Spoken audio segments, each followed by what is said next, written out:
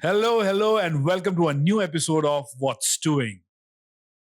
In recent years, Malaysia's film and television industry has undergone a transformative evolution with growing government support, rapid technological advancements, and the surge of global streaming platforms. A new era of storytelling is taking shape. Local filmmakers are boldly exploring a wide array of genres, from folklore inspired tales and sweeping historical sagas to gritty social dramas and blockbuster money making cinema, each reflecting the country's diverse cultural tapestry and contemporary realities. On television, local dramas and reality shows continue to dominate the airwaves, earning both national devotion and international acclaim for their unique voice and narrative flair. At the heart of this momentum stands the National Film Development Corporation Malaysia, or FINAS, a driving force behind the industry's growth. In this episode of What's Doing, we will look into how FINAS is shaping the future of Malaysian media and empowering creators to reach new heights with their newly appointed chairman, Dato Hans Isaac. I'm Abid, and this is What's Doing.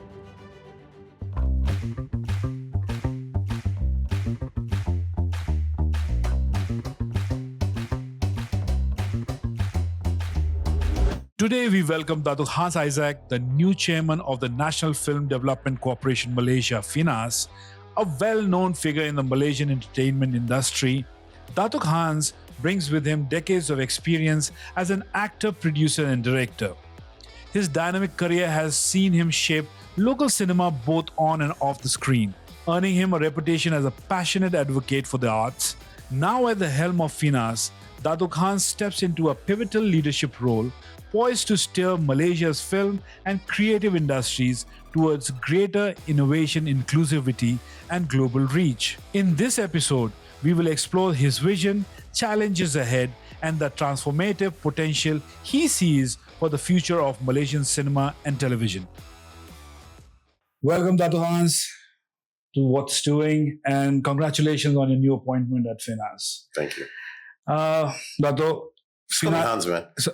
Yeah. Okay. FINAS is not your first rodeo, you have been a chairman before, and you have held that position for a long time.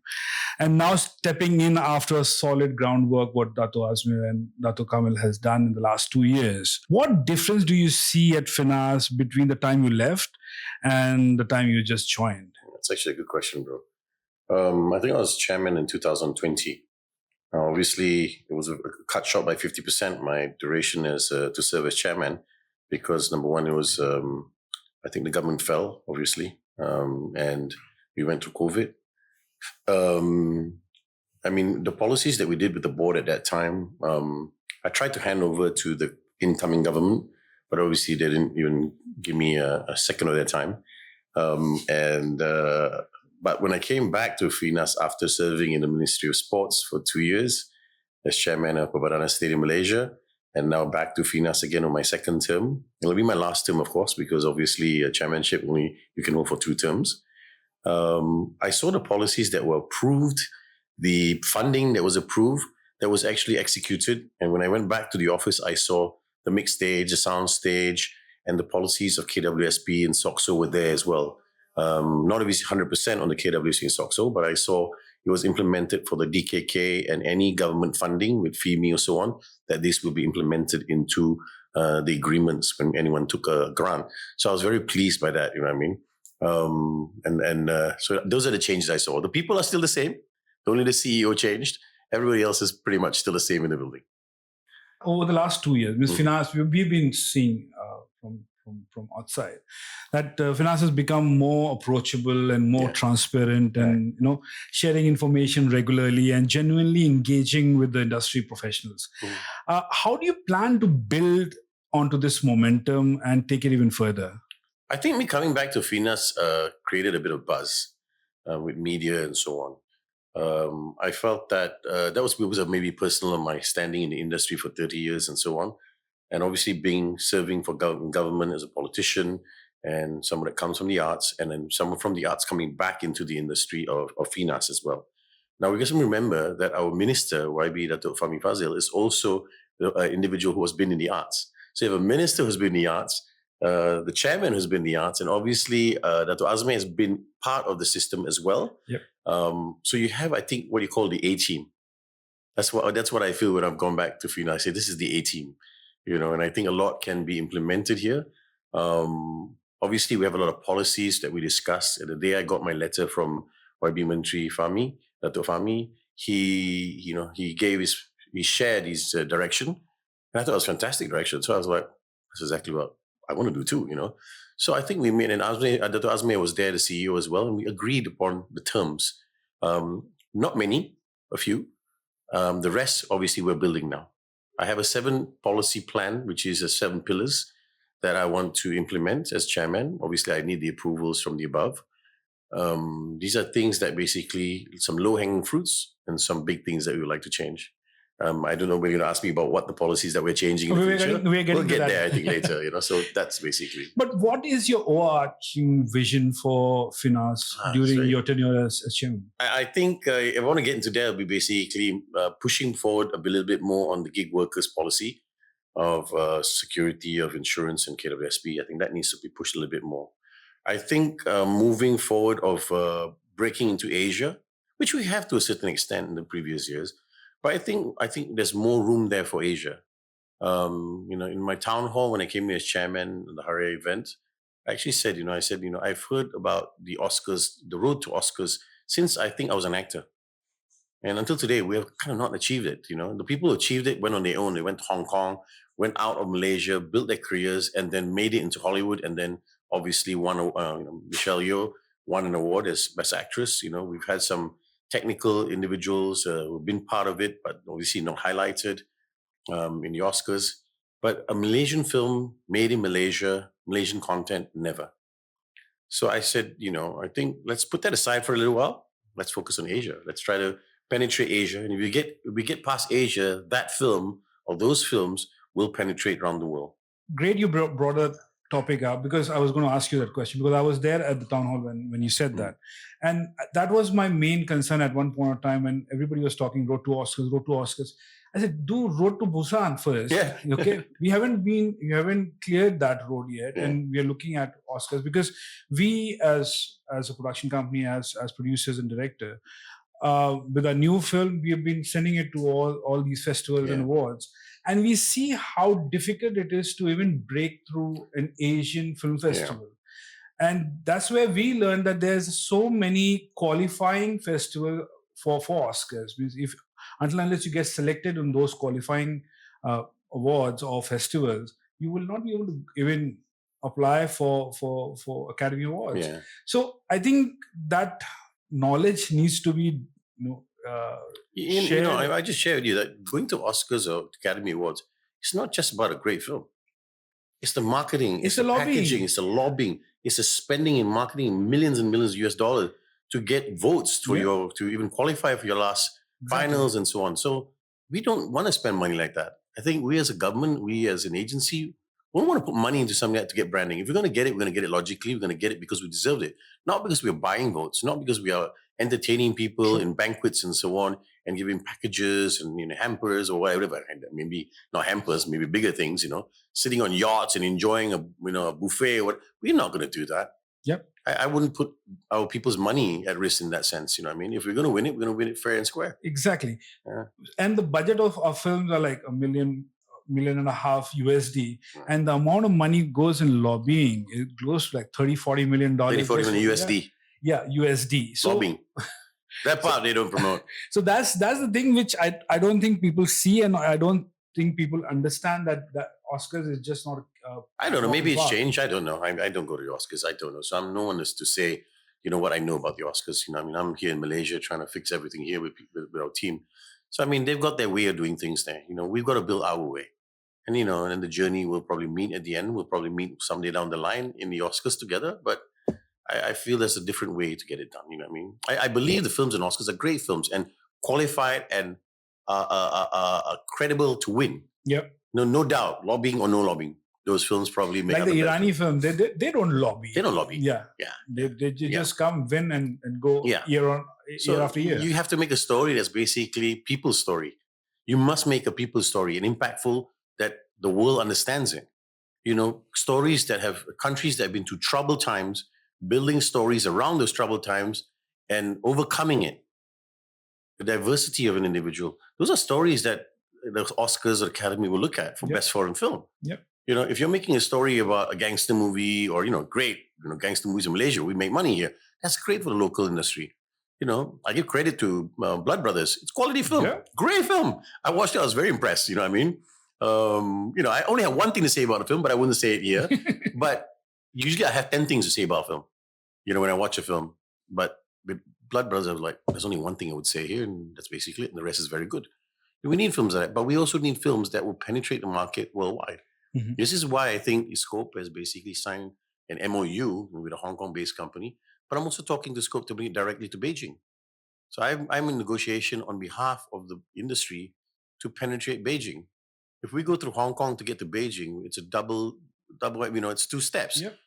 We have, as a government agency, we can talk directly with Beijing, and we have had that conversation already 2 months ago. So we are planning to do, and I hate saying things planning because we are, but we are going to do a viewing of 10 films in Beijing, Malaysian films. We will sign MOUs, but MOUs with a contract part of it. Mm-hmm. We agree to these terms, but the contract has to be part of it. MOUs are MOUs. I always say this, I can sign an MOU tomorrow, it's cancelled, we don't do anything. Great picture for everyone. But I want the contract to be signed. So the negotiation for co-pros are there. We can also tap on the FIMI. So we have the facilities here to get this done. FINA's job is to put A and B together. Yep. And we stand in the middle and go, well done, well done. We do not benefit in any way. Yeah. FINAS does not, anyone standing there and part of FINAS does not benefit in any way. But we are there to facilitate this for the industry, to push the industry. Let me just give you a quick example. 5 years ago when I went to Cannes, we went and we had a simple booth. Simple, small booth with 10 tables in line. And what I did with the KSU at that time, it was a KSU, myself, and 3 FIMI staff. And we said, you know what? We've got 20 Malaysian companies. Let them front this booth.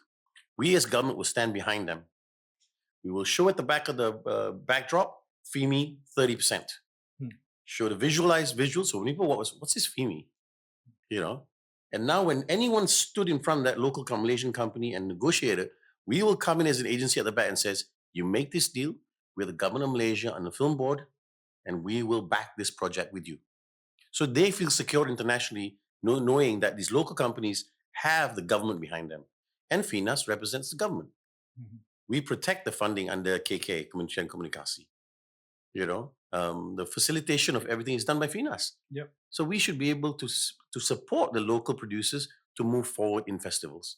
That was what happened. And I'm be honest with you, we brought back $280 million worth of work. Wow. That year. Unfortunately, COVID happened 6 months later. So all those projects were on hold. Now I want to go back and get those projects again utilizing FIMI. I'm loving this urgency bit because I think what has happened in the past, there have been many plans were made, but I think the whole system was a bit scared of taking decisions and things getting delayed and mails after emails, it just gets, it just sits in the back burner. So the urgency bit I'm liking because decisions will be made, deals are going to be signed. The industry is going to benefit in the end of it. I don't think I'm afraid to make a decision.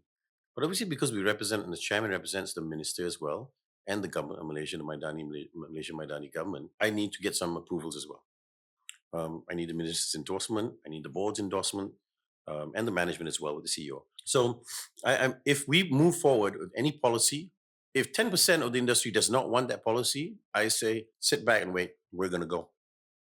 And when we get this done, you are most welcome to join us and be part of it. We're not going to wait for anybody. The policy today of FINAS is we're not going to wait. I have no time. I've got 2 years. These 2 years will come very quickly and I'm done. So I would love to leave a legacy. I would love FINAS to leave a legacy. I'd love to leave a legacy for my minister and this government as well. So with your background in the creative arts, and how do you plan to balance that experience with the administrative responsibilities of the role of a chairman at FINAS at this point of time? I don't act anymore. I retired 7 years ago. And I retired basically because I got into politics, number one. I just thought I couldn't do both at the same time. I had my personal private companies as well. I thought my time was limited. So I had to let one go. And I think I've done enough with over 1,000 over dramas, 30 over films around Asia, Southeast Asia, in Philippines, Indonesia, Thailand. I thought, you know what, I've done what I need to do. One best lead director, one best screenplay, one most popular actor, whatever at that time. I was like, you know what, I've done it all. There's nothing else I need to do, improve, you know what I mean? I did it for myself. Never wanted to prove it to anyone, to be honest. I thought going to the management level, being a politician was something that I could fix things in the bigger picture rather than just about myself. So is that helping you right now with your responsibilities as a chairman? Yeah, I think I take things a little bit more. It obviously helps because I went through the hell and back as an actor, as a producer, as a director. So I think me and my friends at the time, we went through, we didn't have social media. We didn't have stuff that could endorsements like today's time and stuff like that, and then a living off it. We had to go cast. We had to go to the reporters in the news office to get interviews. They wouldn't come to meet us. You know what I mean? We had to cast for a scene. We had to cast for a film. It wasn't given because of your number of popularity in social media. Times are very different. We were paid next to nothing as an actor. You know what I mean? There was no such thing of royalty. There was no such thing of protection of insurance policies. There was no EPF, even though I paid EPF on my own since I was 21. And I did it on my own terms, and I still pay it till today. Never stopped. So I think, with what I've went through, with what Aflin went through, Awi and my friends in the industry, I felt that, this is what we went through. And I don't want anyone to go through it. Sometimes I feel they should because they understand it, because a lot of them are a bit spoiled. I feel that, it's not for me to decide that. It's for me to put the policies together. It's for me to open up that train track for everyone. And then let's see what you want to do with it. You know what I mean? If you don't want to come on this train ride, it's okay. It's okay. You do your thing. You know what I mean? We're going to do our thing, because I believe there's a lot of people that will believe in our policies that we do. And the FINAS Akta Baru 24 basically will change the dynamics of that. That Akta has been since 1981, the 244 Akta. So we're implementing Akta Baru FINAS. And that will go to Parliament. It will go through the process. And the Menteri has said, YB Menteri has said, I want this done before third quarter this year. That's the instruction given, you see. So, and Azmi is pushing it. We had some changes from the previous management who put in some policies that didn't kind of work. And our PUU department decided to take it up, which we agreed as well right now, you know what I mean? So I think with AI coming in, with the new way of cinema, you know what I mean? Before it used to be 35, we used to make movies in 35 mm. Yeah. At my times, 35 mm, man, and we never thought we'd go to digital. That's a dream.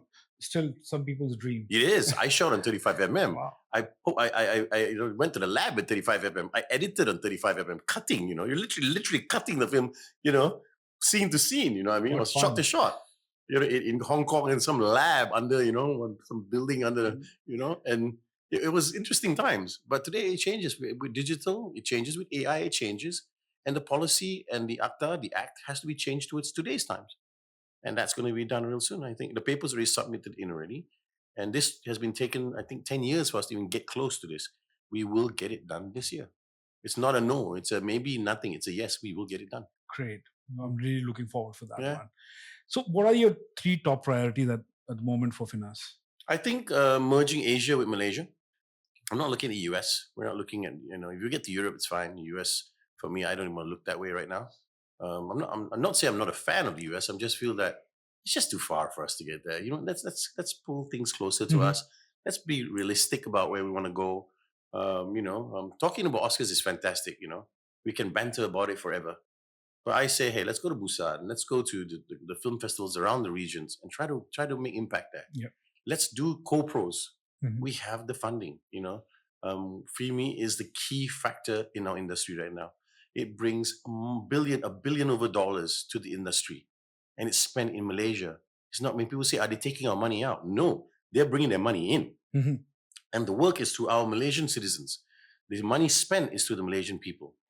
Whether it's a driver, whether it's a chef, whether it's catering, equipment, crew, actors, costume, whatever, it's spent here. That's the only money we reimburse them of whatever they spend in Malaysia. If they shoot in Europe a scene, we're not paying for that. You don't collect from FIMI. So I'm a huge fan of FIMI. And I know what it can do. The ecosystem benefits, not just the talent and so on, but the entire ecosystem. But we're also implementing a little bit more percentage-wise of using local workers. And people who use FIMI, the European companies or international companies, they love our crew. They say your crew's the best in the world, man. They work so hard. They're really good. Yeah. So, I can vouch for that one. Yeah. They've been FIMI has been really, really supportive in whatever we have done in the past. And we completely agree with what you're trying to do. And FIMI is Filming in Malaysia Incentive. Yeah. So a lot of people don't know what FIMI stands for. So at this point in time, what kind of leadership culture are you cultivating at FINAS? I think more, I would say, when I came into FINAS, my first speech was, we're going to kosong everything we did before. Every emotion you guys have in this room is out the door. Every sentiment you feel negative is out that door. I said, we're going to start from ground zero. We're going to rebuild this. It's called a reset. Of course, some things we can't because the policies are in place already. But let's look at it as a reset. I pushed the reset button and I've got the approval from YB Menteri to Fahmi Fazil to do this. The boards as well is backing this up. And basically, reset happens with, number one is we target Asia. Our policy is our direction is to look at China. The market of China, 80,000 screens. Imagine you make $1,000 a day on one screen. Wow. That's just 1,000 ringgit. Don't even talk about US dollar. Just 1,000 ringgit per screen on your movie. Even if you don't get 80,000 screens, you get 40,000 screens. That's huge. In 2 weeks, you'll make more money and the income more than ever that you'll ever see. But we need to know what kind of films get there. We need partnerships with China. Yeah. And I'm not saying this is with China. I could say we could do it in Korea. We could do it even in Singapore. We could do it in Indonesia. But we've tried Indonesia for so long. How come our films are not played there? True. How come Indonesian films are played in Malaysia so easy? I don't get this. It should be, okay, if it's a G2G, government to government, all right, you want 20 of your films to play in Malaysia? Fine. You take 20 of our films as well. We trade. A trade policy has to be important. Yep. Why is it a one-way traffic? I don't agree to that. So I'll give you an example, okay? The example is simple. Korea. How did Korea build their country, their tourism, their marketing of their nation, their country? They use artists. They use talent. They back that talent, threw them all around the world to front their country. Soft power. Yes. They put in levies. They put in all the implementations in there for them to make the ecosystem work. It did not work 2 to 3 years or 4 years. It took 10 years to get there. And look at where they are today because of these decisions made 10 years ago. Now we have to learn from that. I have no qualms about learning from a country that's successful. Yep. A lot of people have ego. Bukan Malaysia. No. We should put our egos down, learn, take their policies, implement it because our policies that have been tested.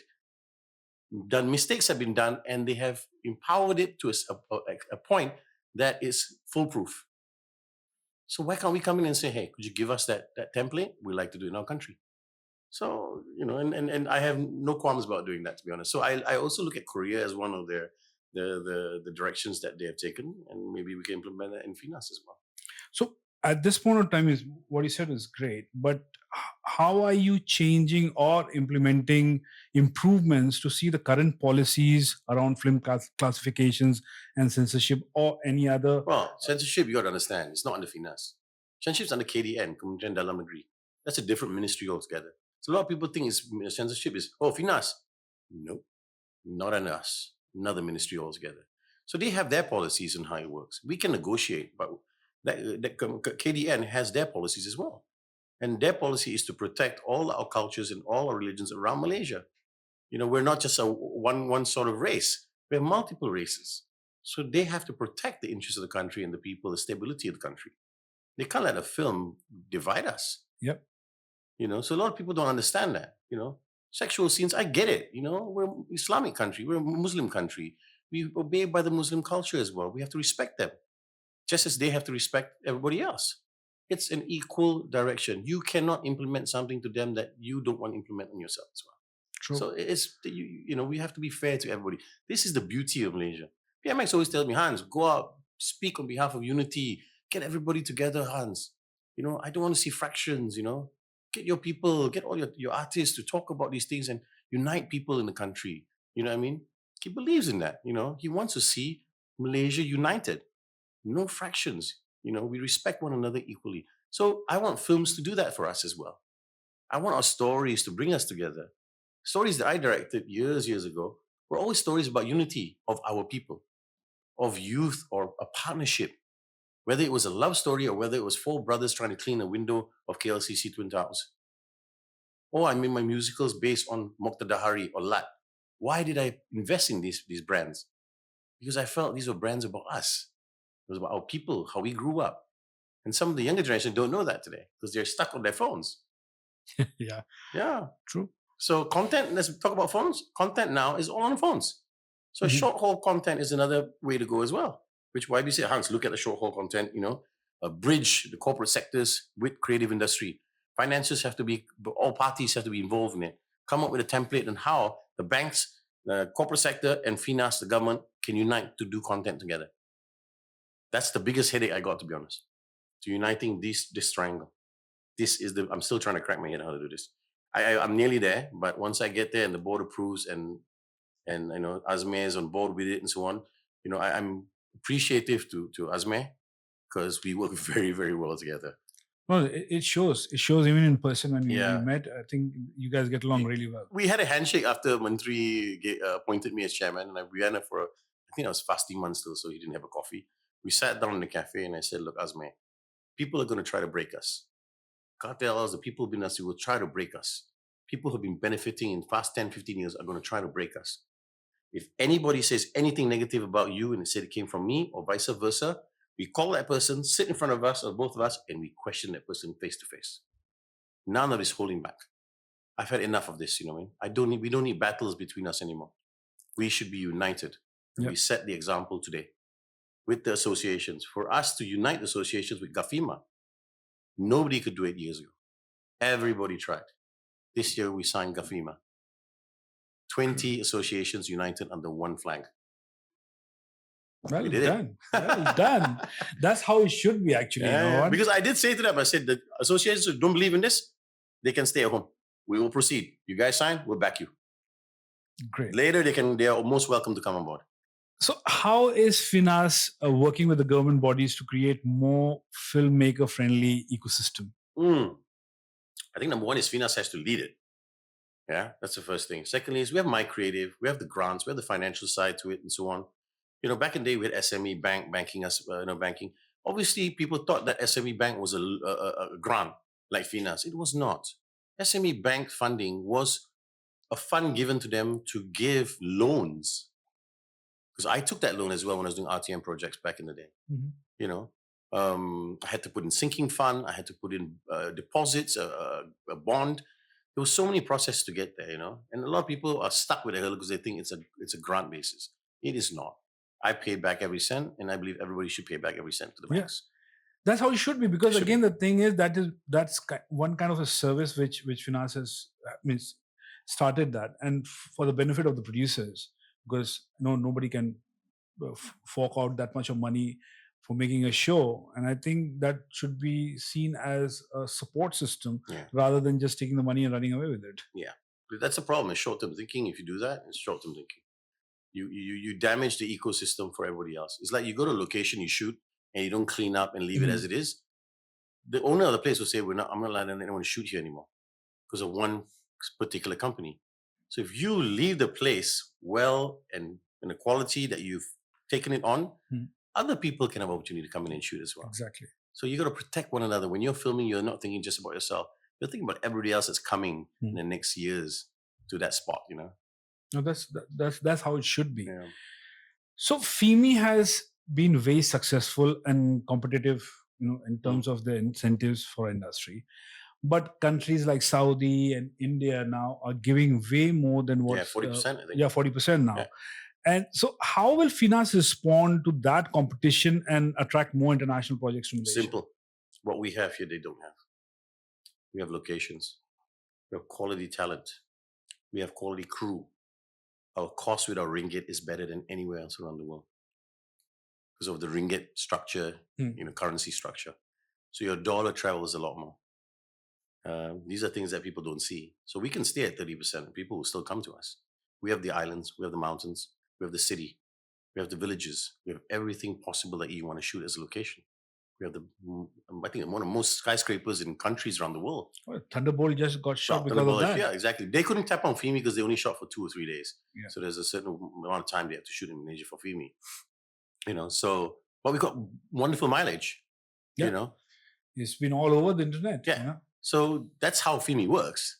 We also get tourism branding, national branding around the world when they come here to shoot. Yep. That's another ROI that a lot of people don't see. You can't value that, I tell you, because that sort of advertising about Malaysia in Thunderbolt, we would have to pay millions and millions and millions of dollars for that branding in USD, and we didn't pay a single cent. And that got played so many times everywhere on the internet. Yeah. I'm quite fortunate, coming into as chairman. I was sitting down going, wow, Blood Brothers, 70 of a million, Thunderbolt, I'm like, Akta FINAS moving. I'm like, wow, this is pretty cool, I thought I was like, that's cool, 1 month. The stars have aligned finally. Well, it has to continue for 2 more years. So, but is the Ministry of Finance right now is going to allocate more budget for FIMI? This is the good question. The last 2 weeks has been conversations and meetings and with the Ministry of Economy. Our RMK budget is being put through right now. That's for the next 5 years. RMK 13 is for the next 5 years. And obviously our yearly budget with MOF, you know what I mean? We hope to get our FIMI budget. That's the key. So our main concern is, number 1 is to get the FIMI budget. 2 is the DKK budget. And then obviously 3 is the upgrades and so on, Mm-hmm. And obviously we are moving to a new building end of the year. Oh. Yeah, we have a new building in Damansara. I call it Sungai Buloh actually. I don't want to call it Damansara. Sungai Buloh, man. Anyway. And then we visited the site. It's, I think, 70% ready, up and going. I think the handover by the developer is end of this year. So we plan to move in there first and then restructure even Ulu Klang structure. I want to make an educational hub, I would say, where the industry utilizes that building more than us. Yeah, maybe the associations can move in there. The studios are there. Productions can move in. Educational hub. That's what I think Ulu Klang will turn to down the line when we move to Sungai Buloh. Great. I think that's what was missing at this point of time. Yeah. I think putting everybody under one roof will solve a lot of problems. Yeah, and when to be creative, you have to be with each other. You have to be in a room. You share ideas. I remember Chow Yun Fat and was it Chow Yun Fat or Jackie Chong was saying, me and my friends, we sit in a room and we brainstorm, even though it's not our film. And we give all the ideas to that guy, and the guy goes out and makes a movie, and we don't charge a cent. It's to improve the ecosystem together. Yep. And that's what we need. We need to put people together. I think breaking the silos is a task, but once you break that silo with these kind of initiatives, I think there's a lot more discussion. There's a lot more knowledge sharing will happen, and that's going to benefit the industry in one way or the other. Creative is knowledge. Creative is sharing. You got to brainstorm. No brainstorming, you can improve your script. And it comes always from an idea to a script. Yep. The idea is just spoken of a cup of coffee, and it's converted into, you get an idea. How I used to do it is go to a wall and start putting my sequences, my scenes together, and then moving them and throwing out a scene and rewriting that scene just in 5 or 6 words. And then you get your arc, Yeah. Your whole arc comes into play. And then that's where suddenly you go into your screenplay, and then obviously it moves on. So that takes time. That takes a lot of effort, time, and thinking, Yeah. That's how it should be done, actually. So, are there any plans to build more co-productions or collaborations with regional and international film industries? Oh yeah. Anyone that comes for a co-pro, we will probably get it done, I would say. But again, I'll be very honest with you. I think China's such a huge market. I see so much potential there, and they're okay with the language. So just subtitle. Obviously you can't open 80,000 screens, but they will, they'll probably give you a tryout. So we have to have a pilot project. Yeah. So I believe in a pilot project, and a pilot project must work for the long haul of a relationship like that. And if that works out well, then anyone else can come in and do what they need to do. As I said, FINAS is there not to benefit in any way.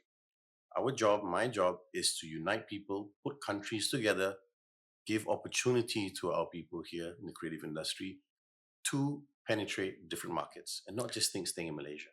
So how about our production, which FINAS can facilitate with other countries as co-pro? What do you mean by our production? As in, if say for example, I want to make a film and I want to tap into the budget of a European country which is giving out. It's so easy. So everything's online. You can do it yourself. You don't need FINAS. You literally can do it yourself. Like DKK, FIMI, it's all online. Everything today is online. There's no more like paperwork going city meeting. You guys have a meeting first round. After that, it's all paper. It's all paperless. Decisions are made after that. You know what I mean? You can do business anywhere. FINAS will never stop that. If you have a hurdle and you need the government support, then we come into play. Write to us and then we'll say, okay, let's see how we can do. But it must be in our capacity to, I wouldn't say interfere, but to support it. You can't come to us and say, I've got a film, I'm playing it, but I'm not going through Wajib Tayang. It's a foreign film, but can FINAS ask everyone to play in all their cinemas? FINAS can't do that. A lot of people do that to us. And I said, no, we can't. If you're under Wajib Tayang, different story. That gives you the right to play your film. That's why we have Wajib Tayang. So everybody has a fair chance. But if you don't go under Wajib Tayang, it's out of our hands. If you take and that's for our local films. If you take a foreign film and you want to play, that's between you and the cinemas, the distributors. It's not between FINAS. So, okay, going back to this question again. So there are many grants in different countries, but for that you need to have a G2G agreement signed. So the producers from Malaysia can tap into their funds as well as their grants. I'm far as I know, you're just gonna play online, man. If you need our support, yes. If you want FIMI and you want to tap on FIMI and tap on a grant in Saudi Arabia, then you come to us. Yeah, that's what I'm talking about. Yeah. You just can't double dip in Malaysia. No, it cannot be double dip. That's what I'm saying. There are funds all over the world. But for that, you need to have these agreements signed between the countries. So that's what I'm talking about, where the producers can come and that's where you get our support. Yeah. Okay. Yeah. A lot of us people, they come, boleh bagi tak surat sokongan? I say, yeah, sure, why not, man? So many surat sokongan. Even if it doesn't get done, we gave you a chance to. It's just a letter of us, FINAS, under agency of KK to say, okay, we're going to help you out, But if you use that letter to benefit in different ways or manipulate the system, then we're going to say, we'll come after you. Definitely. Definitely. You have to protect the agency's well-being. So are you doing anything about the existing policies to make it better? Because some policies have been done long time back and they need to have a relook at this point in time, what's happening in 2025. So are you planning to relook at some of the policies, existing policies, to make it better, to make it more fluid? The policies are basically, once the Akta Baru FINAS has been signed, the new act has been signed, then basically we'll, I said what you call it, punca kuasa. The authority of FINAS becomes stronger in that document. So if you go out of line, we will come on strong to you. That's the first thing that we're in the policy. There are obviously a lot of other things that we are in that policy right now, but I can't say right now because it's not been approved officially. So it's best I not get into those details. But ultimately, it will improve for the industry, and that's the only reason why we did it. If anything sets us back, I think it should be changed. So bear with us for a few more months, and then we'll release the information. That document has already been spread to some of the key players in the industry for them to give some feedback. We've had a few town halls, as May said, many town halls with the industry players before I even came in. And I think that's healthy. No, the dialogue is very, very helpful, because even from an industry perspective, that transparency, that dialogue happening on a regular basis basically tells us in which direction are we going. Otherwise, we're not going to hide anything, I don't think you have to have an open policy. You have to talk to people and be honest. If you can't, just say you can't. If you can, say you can. I will never tell someone I'm going to do it when I can't. I won't promise something to anybody if they needed my help and I couldn't do it, and I'll say, okay, I'll help, and I don't. If I know I can help, this one I can, and I'll say this one I can't. Because at least it gives them an opportunity to go find solutions other places, respect them in that way. I think that is the kind of communication which needs to set in now, because I think in the past people have made promises and never followed through. And I think the engagement, the engagement of the staff of FINAS as well needs to be with the industry. It's not just the chairman and the CEO. Yep. it is basically the staff have to be engaged with it. And I think Azmi said that to me. Because I want to get this done, and I want my staff to get more engaged into the people of the creative industry and not just depend on me. I say that's my great idea, man.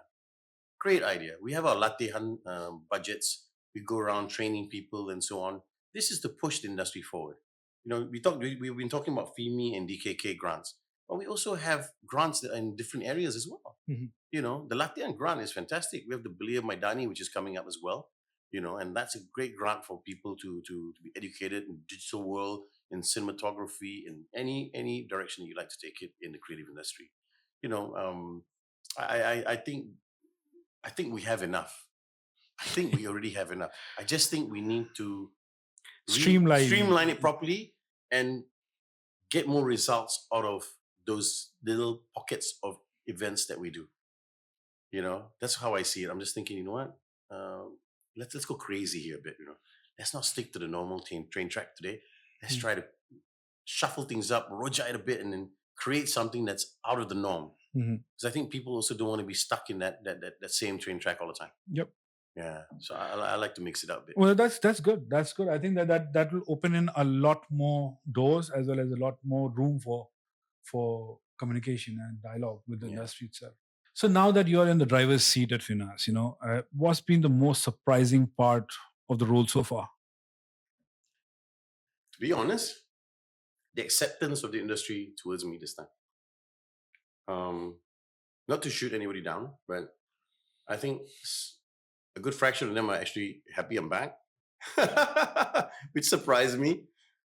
And I'm quite happy about it, to be honest. So it gives me a bit more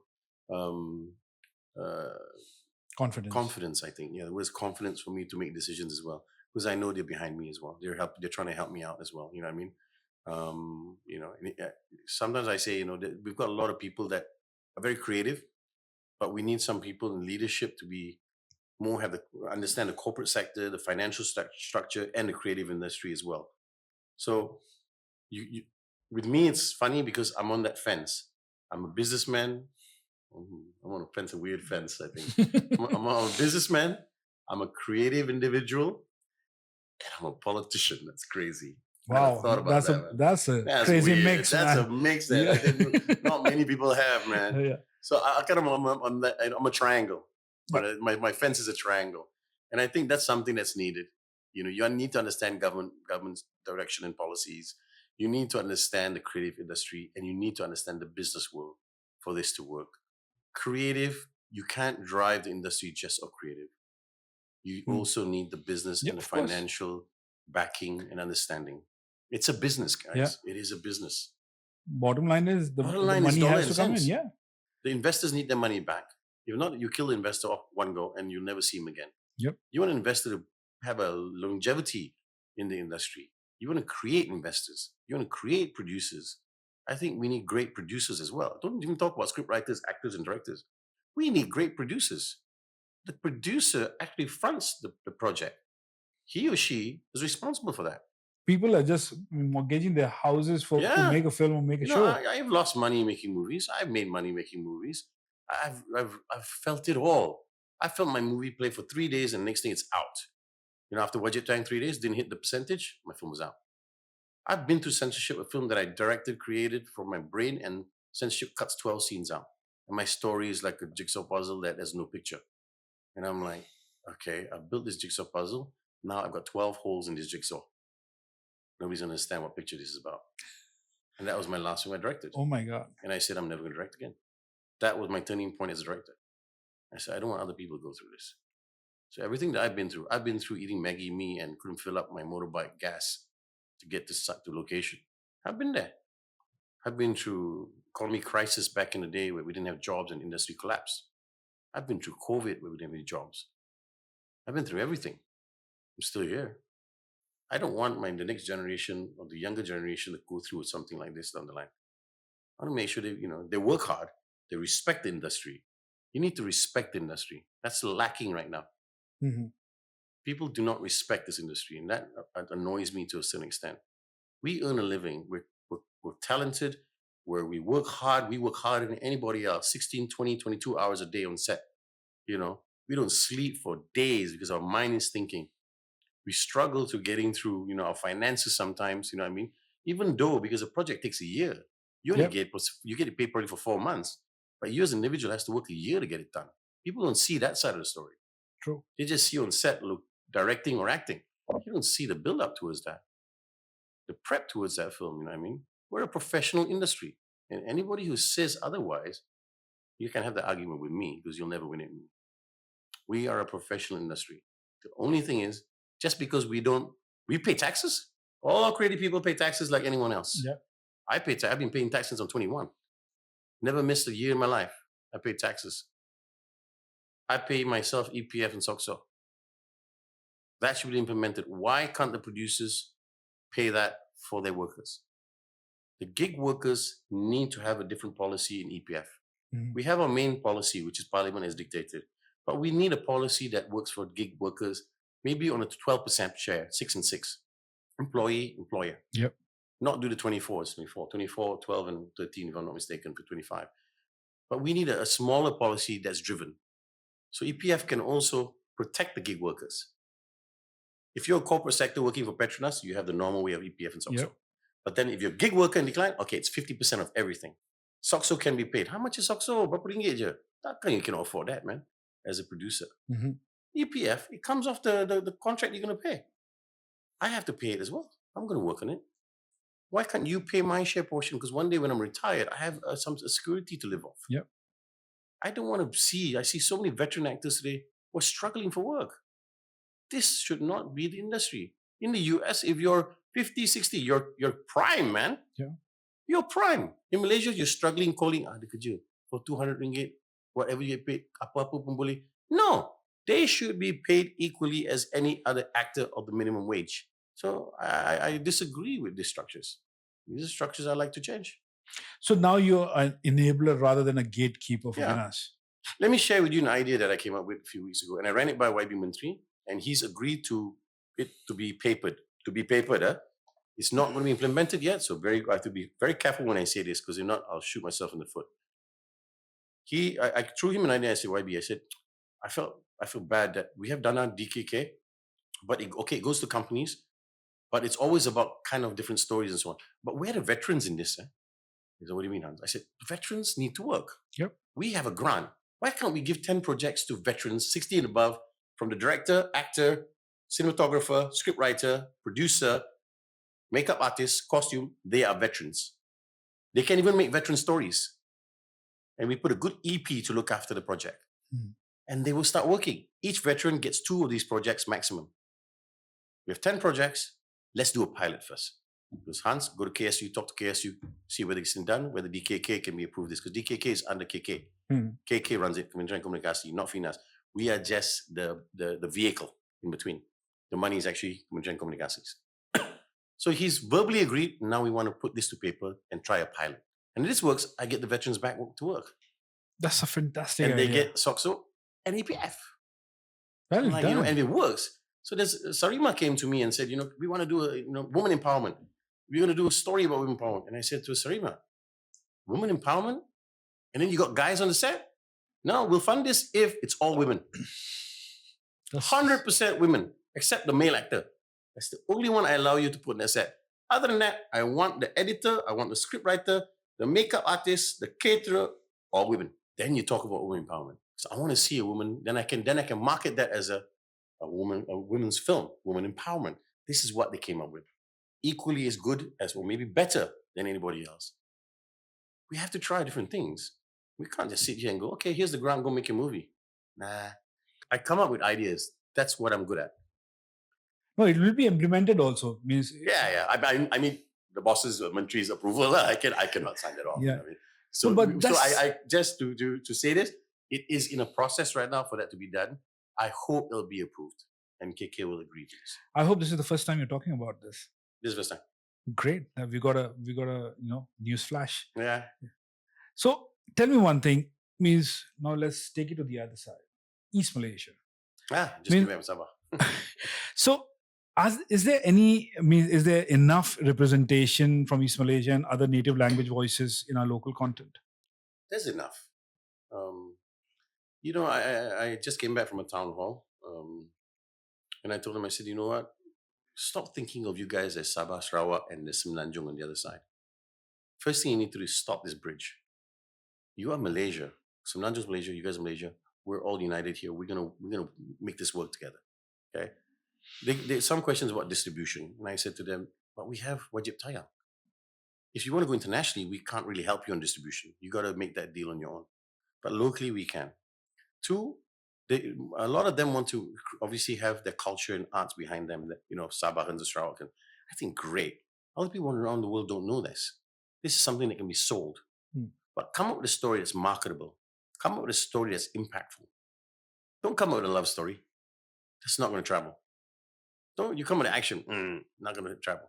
You need to find what's the heart and soul of your people, and tell that story. The hard times, whatever people's emotions are, as unity of the multiculturals of Sabah and Sarawak. The mindset that they think, you know what I mean? Those are the beauty of Sarawak. You've got great locations. Yep. And we're thinking already, of we've applied for some funds from Ministry of Finance for us to build a studio there, a fully fledged studio. Wow. Fully fledged studio. So the paper's already been discussed. It's already gone through MOF. And if we get that fund in the next 2-3 years, we'll build a studio for Sabah. But paper, all this, I'm saying paper, this is all on paper and ideas and going through processes, guys. So don't say, oh, you said this is going to be done. These are things that we're going. If I don't say it, you'll never know. Yeah. So I need to share this with you, that what we are doing right now, it will be implemented if everything's approved. If there's hurdles, then it's not going to be approved. We need to get money to build. Obviously. But taking that money bit from your answer, what is FINAS's investor initiative and how it can benefit the local producers? I tell you something, we spend the most grants on latihan in Sabah Sarawak. We give multi-millions of dollars to Sabah Sarawak for Dana BKK. Because they always say, oh, we're not commercial enough. Never mind. We give you money, you make the story you want to make. Of course, you got to go through a process, the panels, the pitching process, and so on. And sometimes that they don't deliver it to the capacity that we need to for it to be approved. So that also, sometimes we have to have latihan. We have to go there and train them how to apply for these grants as well. Even that we do. So we've never shied off Sabah and Sarawak. Never. I love Sabah and Sarawak. Love it. But again, that's Sabah and Sarawak. But for the main Malaysia producers, how is FINAS's investor initiative will benefit the local producers? Investment, as it comes from FINAS, or investment comes from corporate sectors? It means investors in the industry. I think right now the policy, as I mentioned earlier on in this interview, was about us uniting the corporate sectors. If it's my idea and I had authority, tax rebate. If it's my idea, if I had authority, I'll be like, you know what? Every million you get X amount of tax deduction. If you invest into a film, and each company can have a maximum investment of say 2 to 3 million, so they don't overpower the system, I would say. This is something that some countries do, and I would do that and do it you don't have to do it for a lifetime. You just got to do it for 5 years, and you boost the ecosystem, and after you can pull that away. So when you can implement it on a short-term basis, on a 5-year plan, tax rebates. I think like for the arts in Istana Budaya, when I was in the theatre, if I produce a musical theatre in Istana Budaya, a government building, I didn't have to pay tax. Meaning, I had to pay tax. Any sponsor that came in, I could have a tax rebate on it, on that sponsor. So if let's say XYZ company came in and sponsored $500,000, they will get a receipt of that $500,000 to put it in their tax deduction. So that's something probably the film industry needs to have. I think we have it, but I don't think it's defined properly. So I also think we need to promote that. The branding of that, when promoting it out to the market, needs to be done as well. Yeah. I do recall 5 years ago there was something like this. I got to check on this. This question is very good. I will go back and check on this one. Okay, we'll wait for the answers. I'll go back and check that. But look at the industry's growth at this point. This is growing fast. In the last 2 years, it's been doing substantially well than what it was doing before. But how FINAS is trying with different ways and means to keep it sustainable rather than just growing fast? I think growing fast is something that we need, first thing.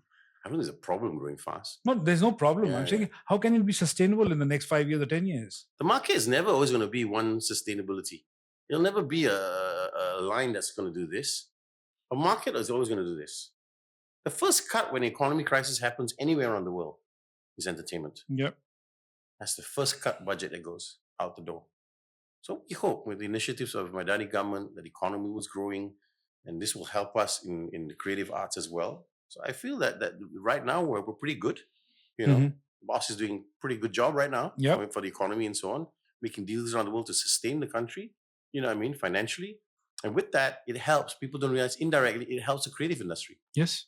Because the economy is driving, the creative industry will also benefit. So a lot of people just complain about one, but they don't see the whatever layers behind it, how we benefit.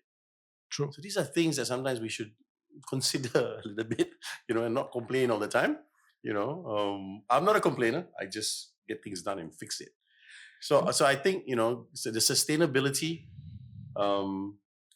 if you look at the number of 100 films, let's say we make 100 films right now, probably 5 are massive box office films. 10 will make a little bit of money. 20 will break even. The rest lose money. Yep. So we need to play this number game now. And so we'll look at a chart and say, how can this number change from this to doing this? You know, that's what we need to do. And I always think it's by the business plan. Okay. We can do all the policies you want, but if the business is not right for the creative industry, for the investor, the backer, it will not move. It will not fly. I have a very important question, which I had asked 2 years ago on a podcast before with somebody. You asked me or somebody else? No, somebody else. Okay. On the policy of the producers owning the IP. Yeah. Oh. And I've asked this question to a few other people also. And I was always given this assurance that yes, paper has been put in, but so far there is no response or there's no more I give answers. You a straight answer. You think somebody wants to let go of their IP if they own it and they paid for it? The businessman or businesswoman is going to say, no, I pay, I own. That's the mindset. Okay. That has to be driven by a policy base. The IP has to be shared by the creator as well. We have this in anywhere around the world. Every country around the world who has a flourished sort of environment in the creative industry has this policy. Yes. And you have Actors Guild who protects the actors around the world. You know what I mean? You can't just go into the US and suddenly go, I'm an actor. It doesn't work that way. You know, they're protected. So this is something that we need to look at. The broadcasters from IP in terms of drama content, because they pay you acquisition, they feel they own it 100%. And they do. They own everything 100%. So how do you get broadcasters who are making money off commercial brands and so on, plus I say paying minimum for the content? Yep. Because I do projects and my margin is, after 1 month, my margin's gone. Yep. I need to find another project to go. Yep. Unless you have a long haul 200 series episodes, which very rarely you get. You know, so these are the hurdles that we have to face with the broadcasters. No, but then again, it's only happening in Malaysia. Singapore is not doing that. Means they give it back to the to the creator. So when will that happen in Malaysia? My answer, not many people are going to like. You have to make a decision, implement it, and force it on. So when is it going to be forced on? This, I cannot give you the answer right now. I'm being honest, I don't have the answer right now on the timeline. And I don't know whether I can force it. I really don't know whether I can force something. No, because the thing is, the producers are only getting a fraction of what they're making. Yeah. And also, you know that every year broadcasters are saying, oh, budgets have dried up. Or but at the end of the day, they announce, we've made X amount of million, increased by income by 20%. You all said you all got no money, but at the end of the year, when the stock market, the shit, you want your share tonight, you explain, oh, we're profitable. You know, oh, wow. Okay. Exactly. So I don't understand the math because so far, from a broadcaster's perspective, year on year, the content budget is shrinking, but they're making a lot of money. Whatever they go out and shout that they've made so many gazillions of dollars. So when that happens, I think a producer who has put in his heart and soul in creating something which is just made and given it to the broadcaster doesn't get a penny back. And now if this was in the US, there'll be a strike. Are we waiting for that strike to happen? It'll never happen. Because whatever they're earning off right now, the industry is not great enough for it to happen that way. People are surviving off their salaries monthly. It's very difficult. It's not an easy industry. It is. Yeah, it's not an easy industry, and I get it. You know what I mean? And I don't want that to happen. I don't like to hear strikes and all this rubbish. You know what I mean? You have to negotiate. You know, based on this podcast, maybe I'll have to get Azmi and get the broadcaster again and sit down and say, okay, you know, I'll speak to Dato Fahmi and say, look, can RTM start this? Yeah. Because I think RTM did one time. Yeah, There was one time, remember, they gave all our rights to us. I was Yes. like, wow, cool. No, because I had Dr. Suhaimi on the podcast, and he said that when it started, when the broadcaster started taking the IP back, because producer didn't have that kind of money at this point of time to put in. But now times has changed. Now they want to have skin in the game when they're creating content for any broadcaster. You know what I think? Based on this conversation right now? See, my brain always sticks. When you ask a question, I'm like, how to fix it? My brain just went, how to fix it. A broadcaster gives a contract to a producer. Producer produces the drama series or film, whatever it is. Who holds the copyright? The broadcaster holds it.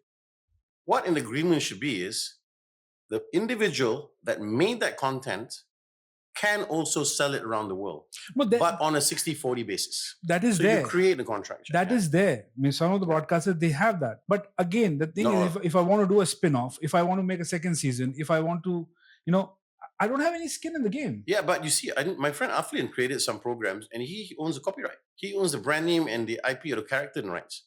So it's how you negotiate. That's where the buck stops, because they don't want to negotiate. This is what the company policy is. This is not going to go beyond this. Yeah. We pay you money. You are a vendor rather than a creator. Yeah. So that relationship was never a creating. Yeah, because anything else you create around the world, you own the copyright. Only in Malaysia with creative industry you don't. Exactly. So weird. So we need to relook at that, because I've been talking about this for the longest time, and so far there's no. Man, if I own all my copyright, I'll be so rich right now, man. The amount of stuff that I produced in the last 30 years or acted in, I'll be like, I could retire, but I can't. Still gotta go work. So that's what we need to think about our industry, because again, the producers are just. I'm so with you on this one, bro. So man, now you're gonna make me work some more. I got so much in my head. Really, no, one more. No, this you have to do it for the producers. That's something which I'm very, very passionate about. Okay, so we've come out this interview with look at the copyright. Yeah. Okay. What else? What else we're talking? You're setting policies for me now. Okay. Copyright. I'm cool with this. I got no problem with this because I like this. Yeah. We want to have the skin in the game. We want to be. We just don't want to be seen as a vendor. We want to see as a creator who's passionate about the story he has created or she has created. And we want to live the life of that content on different platforms. I'll just say with you, this is what FINAS says. That's why sometimes don't complain about FINAS, guys. When we give you a dana, you make your content, you own the content. Do you all realize that? Yeah. That we have multi-millions dollar of content that we have funded throughout the years of many leaders in FINAS. Everyone owns their own content. It is only with the broadcasters. I'm only talking about the broadcasters. Yeah. So broadcaster is under KK, not under FINAS, brother. So you got to understand where the Pucha is also. You need the minister sitting here. I'm not minister. No, but you can start the conversation. But I can talk to Fahmi. He's so open about things like this. I mean, he is. I got to give him credit, man. He when you bring something, he doesn't shoot it down. He's always like, okay, how can we get this done? So I like that about Fahmi. I mean, it might be Fahmi. I like that about him. Please get this conversation started, because I think this is high time we need to relook at these policies and if it happens, I'll be really, really, and I think many producers along with me will be very happy about this change, which is long overdue. Tell me about what's this whole Mr. Trump has just implemented 100% tariff on. I'm not a fan of Trump. You know what I mean? I just thought that they had no choice. You had to pick him. I think this tariff thing is their problem. I think for Malaysian government, I think for creative industry, there's no policy. It's just stated. Here's a tariff, 100%, whatever. And then how do you implement it? What's the structure? There's nothing. It's just stated. But will it affect our industry? It's okay. It's okay. When I went to China, they were like, so how your tariff? You look at Asia, Southeast Asia, our president is going around making deals. Don't worry about it. They were so cool, China. Relax. Okay, they're a big country. You can sustain them alone. We're a small country. But I think It's not about the size of the country. It's a mindset of how you think. So if you want to do business with US, let's do business with Europe. Let's do business with Asia. Yep.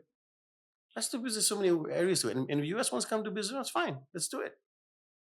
But we're not going to depend on one nation based on our whole industry shutdown. You know, I don't see that. We still need to go where we need to go. We cannot base on one person saying something that jeopardizes every round. You know, I mean, I don't want to get into too detail, be too political and so on. But I see, look, that's why it's great that I'm keeping FINAS is saying, let's look at Asia. Let's look at Southeast Asia. That's enough to be done. Enough, guys. Enough work there, man. Okay, coming to the last question of this great interview, by the way, is how will you look at success by the end of your career, and what will the legacy you're planning to leave behind at FINAS?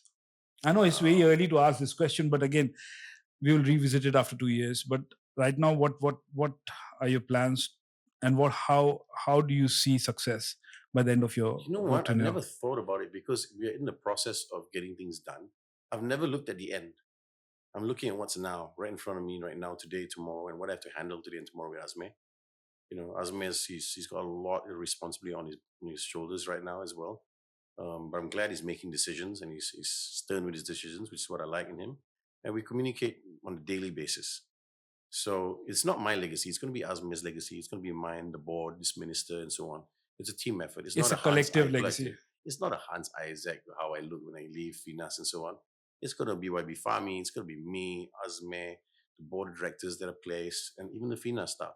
You know, I hope that when I leave, like for instance, when I left the stadium, I think they got a smooth ride now because I had to handle a lot of them. There were a lot of storms. A lot of storms. And I took the hit for things that I was not to be blamed for. And I could not respond. I could not answer back. I could not defend myself, you know.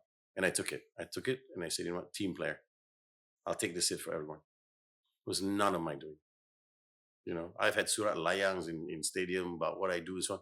I'm like, because there are cartels in every industry. And when you change this and you hold the cartels who've been making money for 10, 15 years in there, they're going to come and attack you.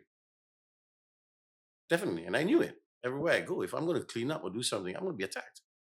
They're going to come after me maximum. And I told my prime minister, I said, boss, when I do this, they're going to come after me. Deal with it. I have a whole country to deal with, Hans. If you can't handle one agency, how are you going to get into politics in another country or have more responsibility? And I was like, that's so true, boss. Okay, I'll fix it. I'll get it done. You know what I mean? And these are things that having responsibilities, you have to deal with this. You know, I got blamed for the grass in the stadium. Look at the grass today. It's greener. It's very nice, isn't it? I wonder how that happened. Yeah. Thank you so much, Dato Hans. And it was such a pleasure talking to you. And thank you so much for taking time and coming to our studio and basically giving very honest and transparent answers on all the burning questions which we had. And thanks a lot and best of luck for your tenure at FINAS. And we are all there to support you and your vision. Thank you, buddy. I really appreciate it. I enjoy talking to you and I enjoy the questions you ask. And I don't really like scripts, even though I'm an actor. I like to answer at a cuff and just go, this is what I feel. Sometimes I say it right, sometimes I say it wrong. I may affect or upset someone, but don't take it personally. It's just basically how I feel. It's my individual, you know, thought and mind. And that's how it should be. Yeah, and I respect everyone's decision and what they think as well. You know? Thank you so much. Thanks, buddy. I appreciate it. Change takes time, and we can't expect FINAS to overcome every challenge overnight. That said, the strides made over the past 2 years have been truly impressive for our industry. With Dato Hans and Dato Azmi at the helm, we are optimistic that FINAS will continue moving in the right direction this year and beyond. Thanks for tuning in. We'll catch you in the next exciting episode. Until then, keep stewing.